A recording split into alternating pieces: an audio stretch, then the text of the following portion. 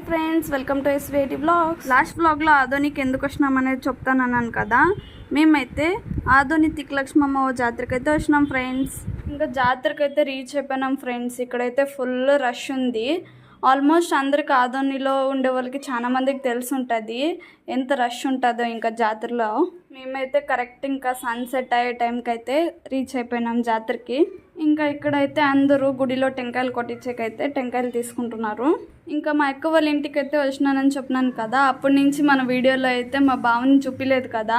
ఇంకా మధ్యాహ్నం మేము వచ్చినప్పటి నుంచి అయితే మా బావ కొంచెం వర్క్ బిజీలో ఉన్నా అని చూపించే కాలేదు. ఇంకా ఇప్పుడు చూపిద్దామంటే ఈ రష్లో అస్సలు కుదరలేదు. ఇంకా ఇక్కడైతే గుడిలోకి పోయేకి ఫుల్ లాంగ్ క్యూ అయితే ఉంది ఫ్రెండ్స్. ఇంకా మేమైతే గుడిలోకి ఎంటర్ అయిపోయినాము. ఇంకా ఇక్కడైతే తేరెగ్గుతారు. ఆ తేరులోని తీసుకుపోయిన అమ్మవారిని అయితే ఇంకా తేరెగ్గినాక తీసుకొని వచ్చి అయితే ఇక్కడ సైడ్కి గుడిలోనైతే కూర్చోపెడతారనమాట.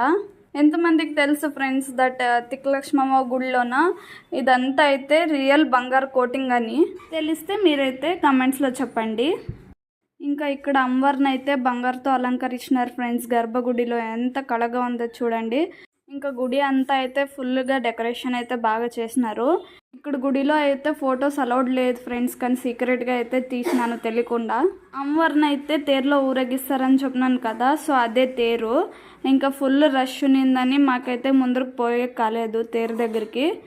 ఇంకా దర్శనం చేసుకుని అయితే బయటకైతే వచ్చేసినాం ఫ్రెండ్స్. ఇంకా ఫైనల్లీ గుడి నుంచి బయటకు వచ్చేసినాక అయితే జాతరకు వచ్చినాక ఇంకా కంపల్సరీ షాపింగ్ చేయాలి కదా ఫ్రెండ్స్. ఇంకా అందరైతే షాపింగ్కి అయితే వచ్చినాం. ఇక్కడ ఇది లైటింగ్ అయితే బాగుందని ఇదైతే క్యాప్చర్ చేసినాను ఫ్రెండ్స్ వీడియోలో. చూసేకి చాలా బాగుంది కదా.